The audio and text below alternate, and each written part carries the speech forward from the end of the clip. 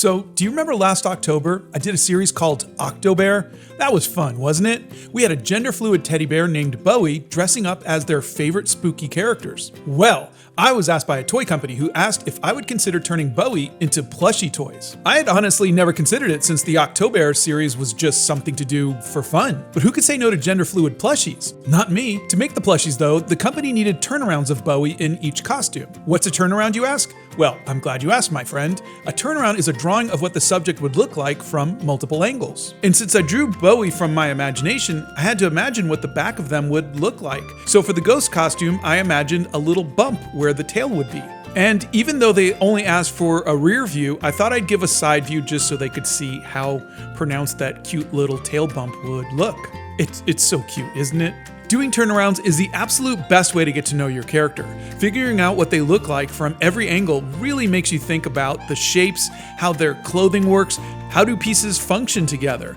It makes them, in a way, more real. For instance, I have to decide here, does this costume have a hole in the back of the pants for their tail or not? And I decided yes. But I didn't have to think about that when I did the original painting. But in doing the turnaround and thinking of them as a real three-dimensional gender-fluid teddy bear, I have to decide if they've made a decision to cut a hole in their pants or not. And that's very enlightening. You start to come up with stories in your head of what this character was thinking when they dressed like this, what's comfortable for them, and why. So again, if you have an original character that you like to draw over and over and over again, try doing a turnaround. It is so helpful. And another thing that's really helpful is dressing them up in other costumes. Seriously, have your character dress up as Jareth, the Goblin King from the movie Labyrinth.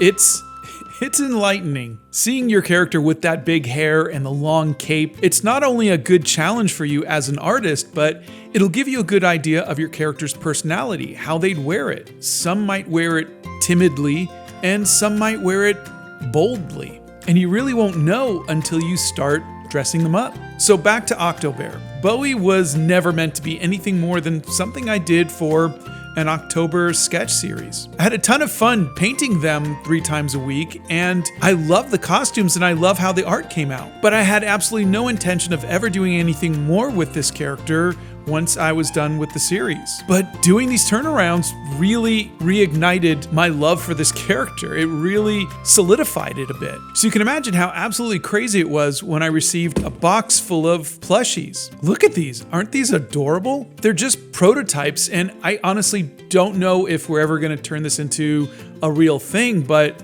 how cool is that? And the company that put these together were able to do that because I was able to give them a 3-dimensional view of Bowie. So that's my story.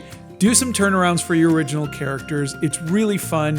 And maybe one day we'll have Bowie plushes for all of my fellow gender-fluid teddy bear lovers out there. Say goodbye, Bowie. Bye-bye.